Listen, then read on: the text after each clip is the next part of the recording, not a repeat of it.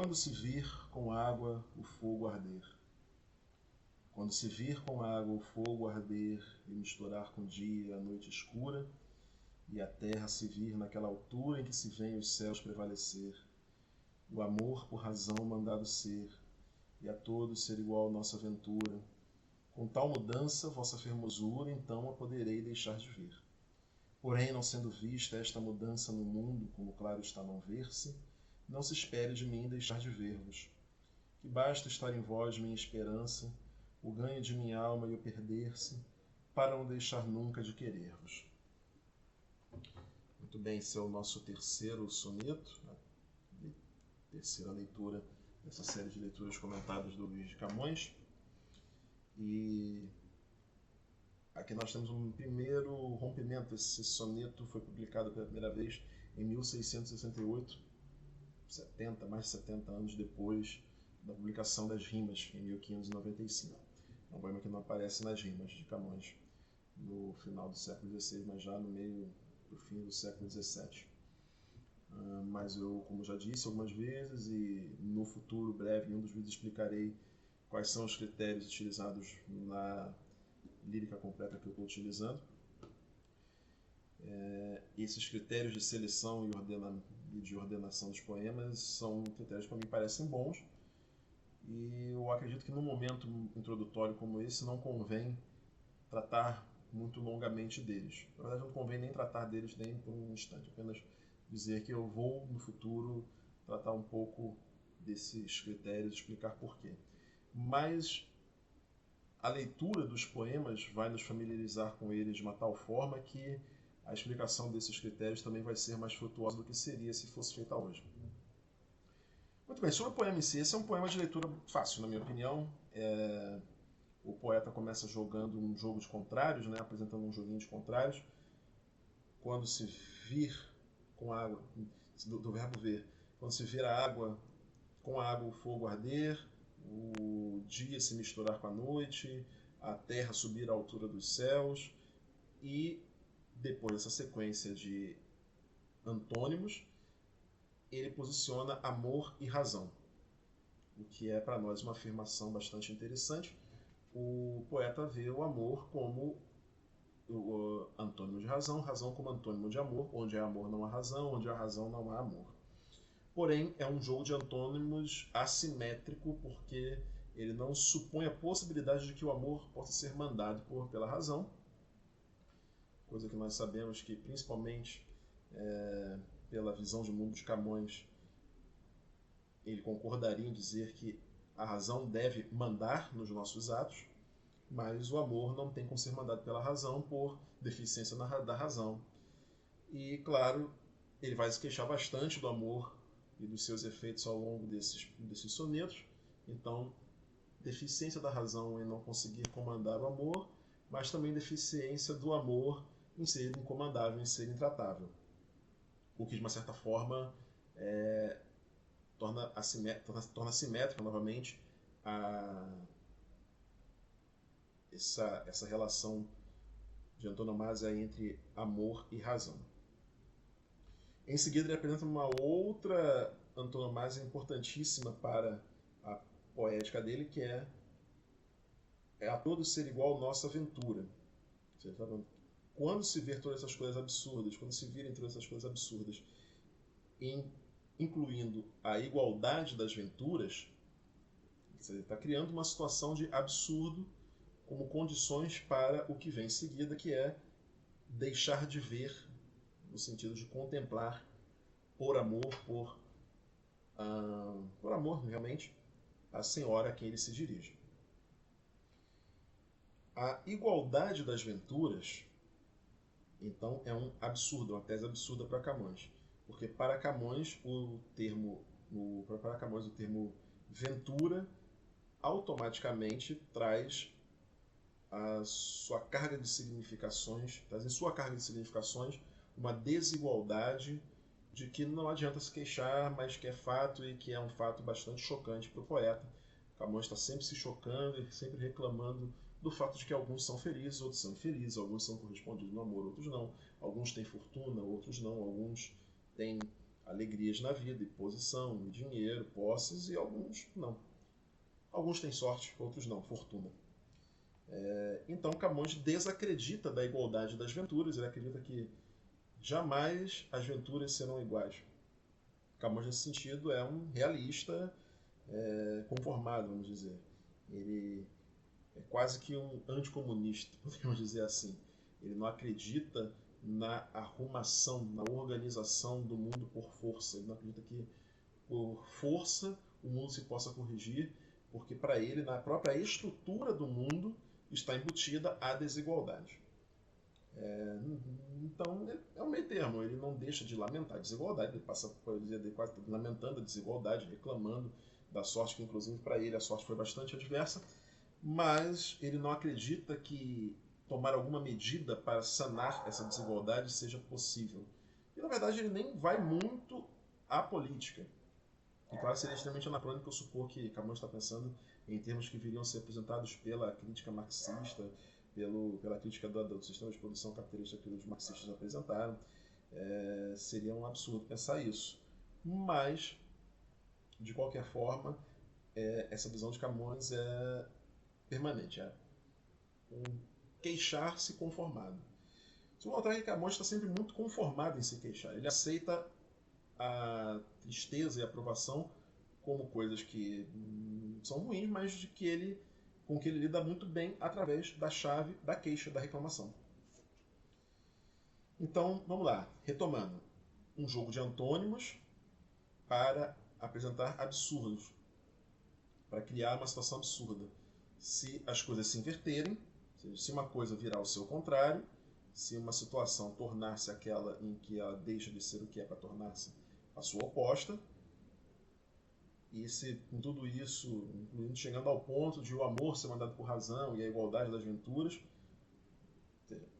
em redução ao absurdo, né, como se diz, poderei deixar de ver a vossa formosura.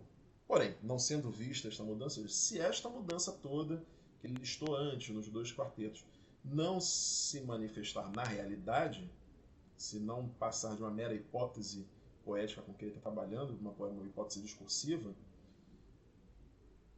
como está claro não ver-se, não se espere de mim deixar de ver-vos, ou seja, contemplar-vos, Senhora.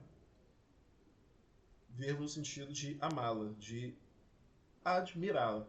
O próprio termo admirar já significa isso, né? Observar, mirar de mira mesmo, de mirando, estou aqui num mirante, observando a natureza ao meu redor. Mirar significa olhar, admirar significa olhar para, ou seja, olhar com intenção. Então, quem admiramos são pessoas que nós observamos e ficamos olhando ali, tentando captar o máximo possível com o nosso olhar, seja o nosso olhar literal ou o olhar metafórico de acompanhar uma situação, uma pessoa qualquer ou qualquer coisa que possa ser admirada. Então, é nesse mesmo sentido, ver no sentido de mirar, de ter como objetivo. Um poema interessante que joga um pouco com essa questão do mirar e usa um pouco esse trocadilho de mirar e ver, e mirar como objetivo também, mirar como meta, porque o amado é a meta do amador, e sendo a meta do amador, o amador não deixa de observar, de acompanhar com os olhos aquilo que guarda em si pelo desejo.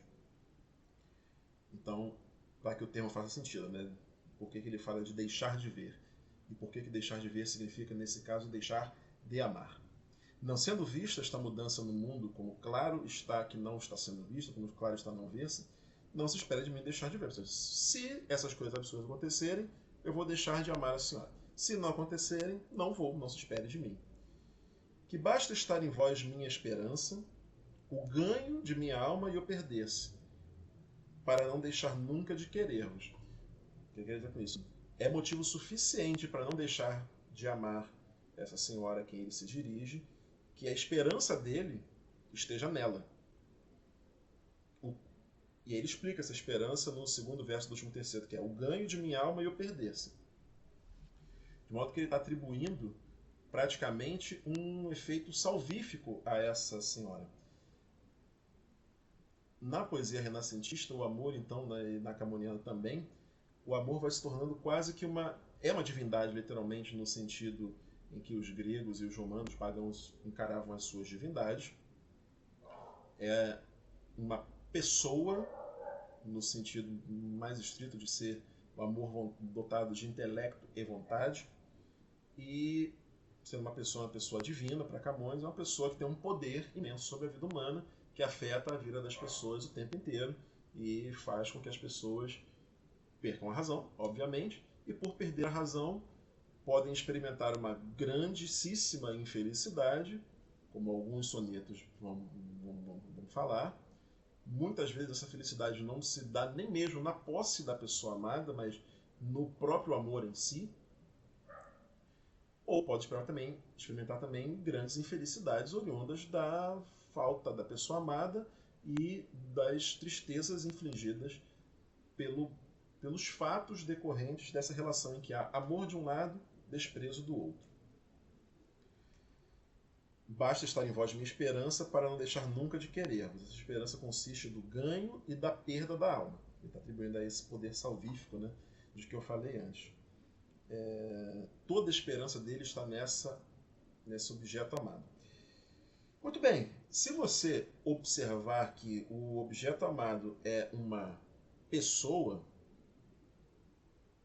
então o poeta está no fogo, né? Porque ele está atribuindo sua salvação a uma pessoa. Mas, de uma certa maneira, essa jogada de tudo ou nada no amor não precisa necessariamente trair, revelar uma infantilidade, uma maturidade ou uma certa faceta doentia do poeta ao lidar com quem ama e ao lidar com o amor em si. É claro que na poesia há lugar para exageros, é claro que na poesia há lugar para um discurso que vai um pouco além do meramente literal, porque se quiséssemos falar do meramente literal, falaríamos do meramente literal, não haveria poesia, a linguagem toda seria perfeitamente objetiva, tudo seria bastante claro entre as pessoas e não precisaríamos jamais de versos e não precisaríamos jamais do poder que a poesia tem.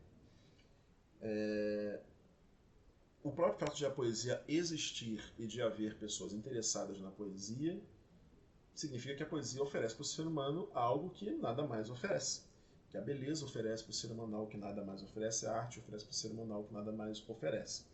Essa é uma discussão muito longa que leva 300 e poucos dias. A gente vai aprofundando isso sempre mais conforme as necessidades e possibilidades. O que eu queria fazer agora é, uma vez que eu tenha explicado o poema, os participantes do grupo do Telegram vão receber, se não vão receber em seguida, ou já terão recebido quando você estiver assistindo esse vídeo, né, no futuro, o PDF com as notas para essa leitura comentada de hoje, em que está a reordenação sintática. Eu optei por não ler a reordenação sintática nesse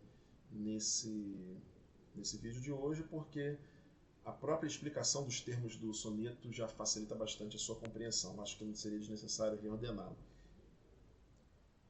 E começando uma novidade hoje, a gente está contando também as palavras-chave da literatura dos sonetos camonianos. Não da literatura camoniana completa, mas dos sonetos.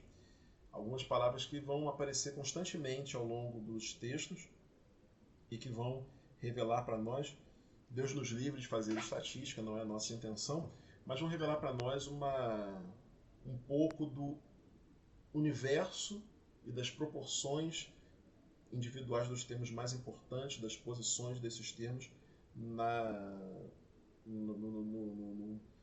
cancioneiro de Camões. Bem, eu vou fazer uns comentáriozinhos sobre questões de métrica. Bem, o primeiro ponto que eu gostaria de falar na métrica é o seguinte: existe um recurso poético que se chama eclipse, não eclipse como da lua, mas eclipse. É difícil até de pronunciar realmente. S-T-L-I-P-S-E. É um eclipse com um T depois do C. O que é uma eclipse? É a contração do M final numa palavra para permitir a diminuição da contagem de sílabas poéticas. Exemplo em tela é o próprio segundo verso deste poema. E misturar com o dia a noite escura. Se contarmos este verso, e misturar com o dia a noite escura, são 10 sílabas poéticas.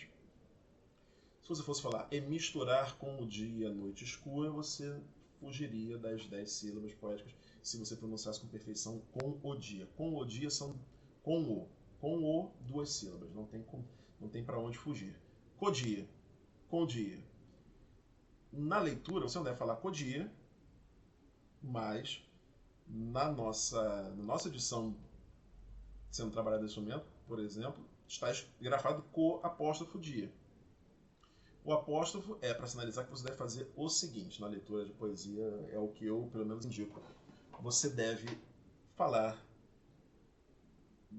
com o, são 2 sílabas, da maneira mais parecida com uma sílaba que você puder, jamais ultrapassando o ritmo de uma sílaba. E misturar com o dia, ou seja, notarem, com, e misturar com o dia e a noite escura.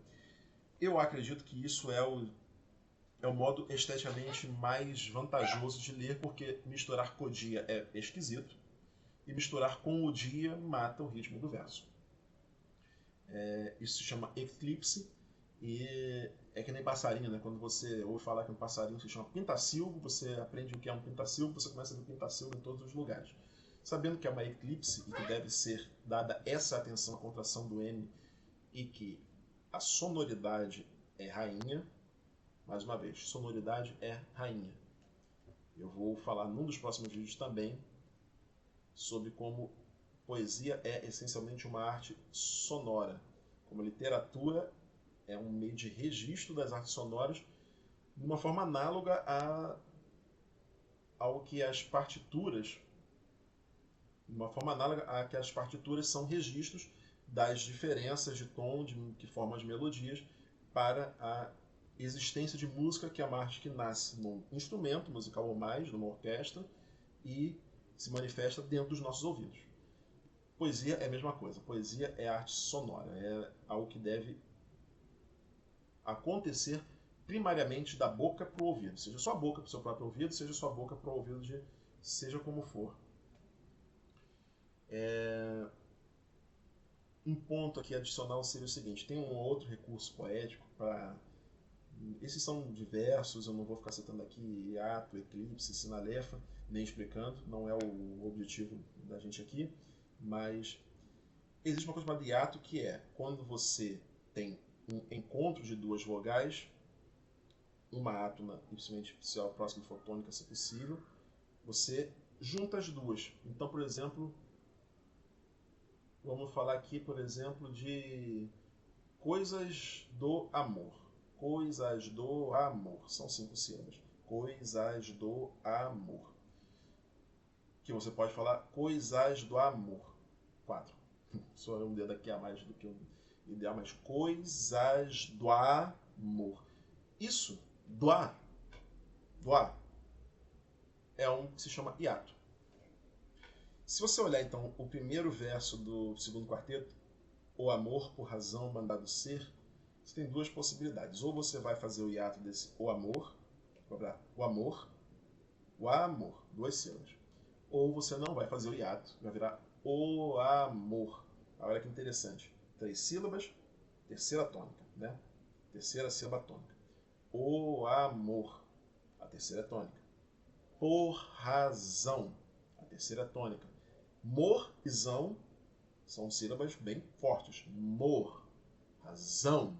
Naturalmente a voz sobe e enche-se para pronunciar o amor, a razão, por razão. Então, o que você tem aí? Das duas, uma. Ou você tem o amor por razão, 1, 2, 3, 4, 5, e a sílaba tônica cai na quinta, que é uma coisa que a gente pouquíssimas vezes viu acontecer aqui, a sílaba tônica potencialmente cair na quinta. Mas a sílaba tônica cair na quinta não seria um problema, porque a poesia medieval portuguesa tonificava as quintas e as décimas, quando escrevia decassílabos. não por regra absoluta e universal, mas havia poemas em que a quinta, o amor por razão, isso existia. E muito era dado dos ritmos que se tocavam dos instrumentos musicais como acompanhamento, porque, como já falamos, os poemas eram sim pensados como letra para canto, muitas das vezes. Se eles sobreviveram e têm um valor isolado da melodia que os acompanhava, é porque eles são alta poesia de verdade e merecem ver dentro de um livro, não necessariamente sendo cantado por um cara como um alaúde, um menestrel. Mas eles eram pensados para serem cantados por um cara com menestrel na maioria das vezes, ou pelo menos esse era o uso padrão que era dado aos poemas. Então não seria um absurdo que a tônica tivesse na quinta, não, o amor por razão. Mas aí a gente tem um problema, que é o amor por razão mandado ser. 1, 2, 3, 4, 5, 6, 7, 8, 9. Viu? Ó. O amor por razão mandado ser. 9 sílabas poéticas. E isso o Camões não ia fazer. Deixar um verso com uma sílaba a menos, um só, ele não faria. Então, sabemos já automaticamente que isso nos leva a concluir com toda certeza que você deve pronunciar o amor. E não tem como a sílaba tônica de amor não ser tonicizada, principalmente o amor por razão. Temos aí a acentuação da sexta, o amor por razão, 6. O que satisfaz as regras mais simples do decassílabo de acentuação na décima e na sexta. Ou melhor, na sexta e na décima, né? O amor por razão mandado ser. E a todos ser igual nossa aventura. Tan, tan, tan, tan, tan, 6, tan, tan, tan, 10. Esse exercício de tan, tan, tan, de papapá, de dedinho, vocês podem fazer ao contar versos poéticos para se habituar. É uma coisa que facilita muito você identificar ritmos no poema à medida que você se habitua, tá? Então, aí a gente tem um negócio interessante que é na sexta e na décima está acentuado. Não sabíamos quais eram exatamente as regras que aqui Camões conscientemente aderia ao escrever seu decassílabo, mas pelo menos aqui a sexta está preservada e a décima está preservada, ficamos bem tranquilos. Mas não dá para acentuar nesse aqui as outras pares. As outras pares não são nem sequer sílabas que, se não são fortes no verso, são fortes em si. Ou seja, se não... O, a são fracos, já temos duas sílabas fracas aqui. Mor é forte, não tem para onde fugir. Por razão. O zão é forte, também não tem como fugir. Então você tem uma possivelmente introdução de ritmos diferentes pelo Camões. Lembrando que se você canta isso, você tem a possibilidade de incorporar pausas e extensões e notas mais longas e jogar com isso aí não tem muita dificuldade.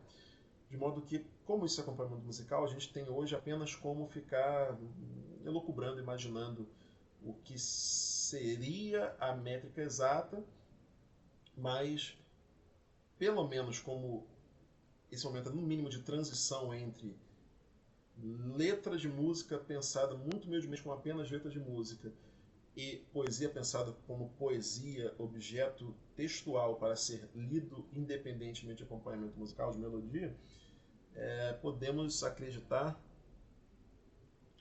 no mínimo, que o decassílabo estava sendo aí um critério importante, ele queria chegar a 10 sílabas, então nós temos o amor por razão. Vamos não nos preocupar por enquanto com essa questão da sílaba tônica na terceira, porque está na sexta e estão satisfeitas as regras mais puristas do decassílabo, podemos seguir em frente. Mas isso nos ensina um negócio muito interessante que é, inclusive hoje eu tive a alegria de bater um papo com um amigo meu, Gessé de Almeida Primo, que vai ser elogiado várias vezes aqui nesse nosso canal.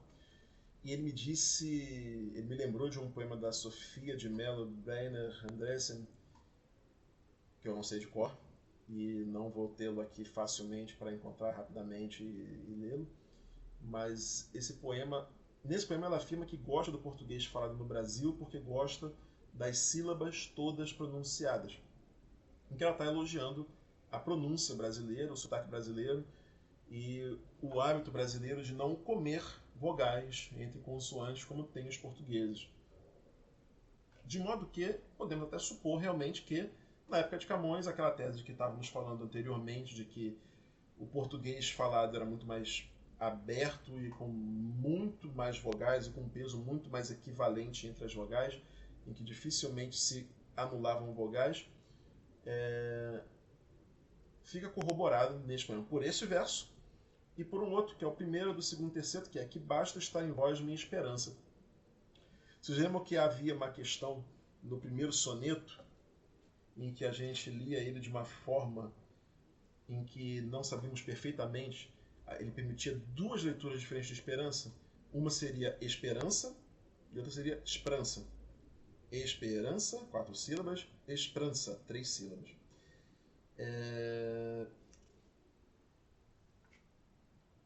E o verso era esse aqui, ó.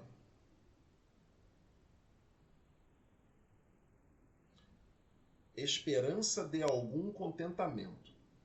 Que pode ser, para ser decassílabo, das duas, uma, né? Esperança de algum contentamento, e aí a gente não faz o hiato entre o de e o algum, de algum, ou pronuncia esperança sem comer essa sílaba e faz o hiato do de algum. Que seria esperança de algum, né? De algum. De algum, 2 sílabas. De algum, 3. De algum, jau. Jau, uma sílaba só. Gum. Esperança de algum contentamento. E aí nós temos uma situação interessante novamente, né? Que é esperança para Camões, provavelmente é pronunciado esperança e não esperança, porque ele fala que basta estar em vós minha esperança, e se fosse esperança o verso ficaria incompleto com 9 sílabas. E se a esperança deve ser pronunciado assim cheio, então nós devemos fazer o hiato, que é muito mais natural falar de algum do que falar esperança. Está mudando muito menos a palavra ou a sequência de palavras ao fazer um hiato do que ao eliminar uma vogal média no meio dessa palavra. De modo que, devendo ser lido esperança e não esperança, nós temos aqui um novo verso em que, novamente, eu já lembro desse soneto, mas curiosamente voltando a ele, aí a gente descobre que Camões acertava muito bem a acentuação da terceira sílaba poética antes da sexta. O que possivelmente tinha a ver com as melodias que ele conhecia e que ele podia ter em mente como acompanhamentos possíveis musicais para sua obra. Não importa nem um pouco se Camões gostava ou não gostava, praticava ou não praticava, sabia música ou não sabia música, se ele fazia as letras, os poemas para serem cantados ou se ele fazia os poemas rezando para que não fossem cantados. O ponto é que, no contexto, isso era inevitável. Qualquer soneto que você publicasse seria cantado por alguém, no mínimo por hábito. Não foi no século XVI, com certeza absoluta, que se considerou uma prática estranha cantar sonetos. Porque o soneto tinha sido inventado 2, 3 séculos antes e não perdeu o nome. Se ele não perdeu o nome de soneto, sonzinho, como eu já falei em outro momento, é porque o ser cantado ainda era uma característica, no mínimo, importantíssima, para não dizer essencial, do soneto. Deixou de ser desde então e hoje ninguém mais pensa em cantar um soneto. Mas é claro que não é impossível. Basta você compor um acompanhamento ou aproveitar um dos acompanhamentos que já existem, de que existe registro para o soneto que você quiser. Claro que você não vai conseguir cantar num acompanhamento, numa melodia, num ritmo feito com um soneto decassílabo, um soneto escrito em alexandrinos, mas enfim. Me vem aqui à memória livremente a música do Alceu Valença, que tem uns decassílabos bonitos, né?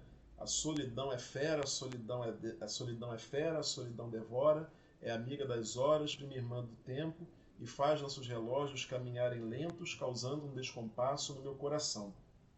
São decassílabos bons. Né? Você publicasse isso em texto e falasse assim, isso nunca foi pensado em ser cantado, ninguém diria que é um poema ruim. A solidão é fera, a solidão devora, é amiga das horas, prima irmã do tempo, e faz nossos relógios caminharem lentos, causando um descompasso no meu coração. Não é um poema maravilhoso se você concluir esse soneto aí, ou se você fizer qualquer coisa com outras quadras, mas é um poema bom cujo autor não pode nunca ser castigado. Está expulso da poesia definitivamente porque isso é horrível. Não no nosso mundo de 2020, em que tem poetas que Deus me livre.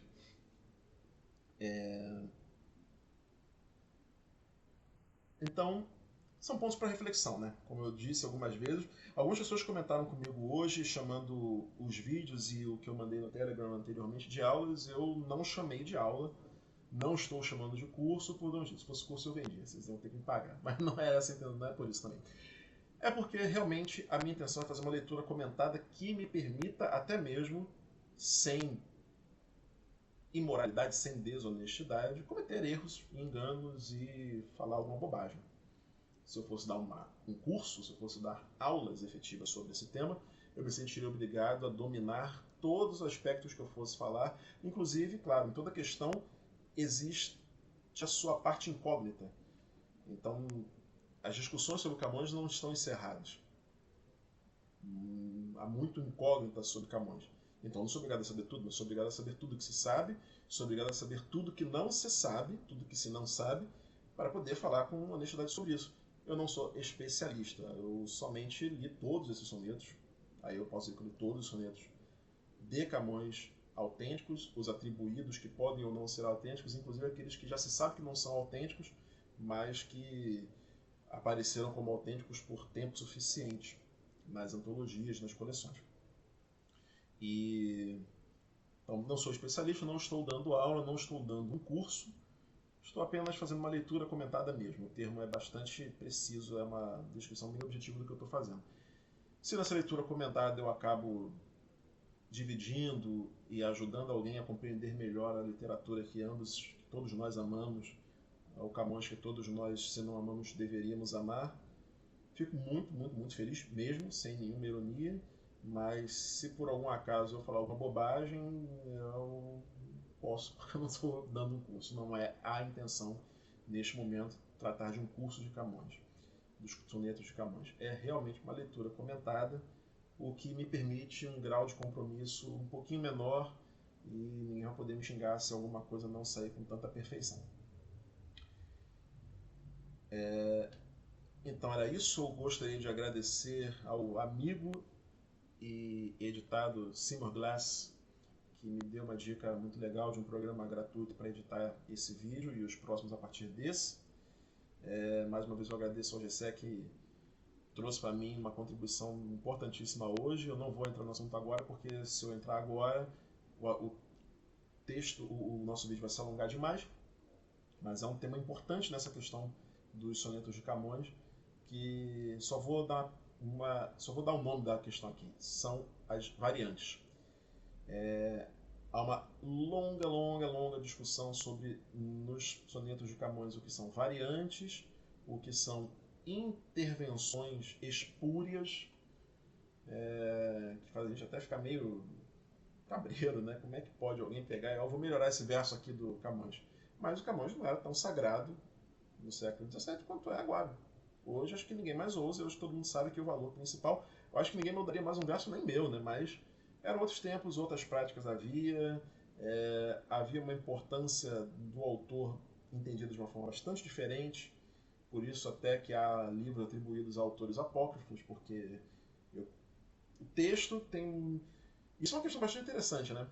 Vamos falar sobre ela depois, sobre a importância do texto, a importância do autor e por que atribuir um texto a um autor célebre.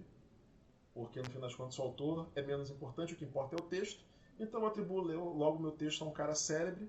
Vou logo dizer aqui que o Cântico dos Cânticos é do Camões, do Salomão. Eu vou inventar um poema aqui e vou dizer que é do Camões, para poder ler meu poema.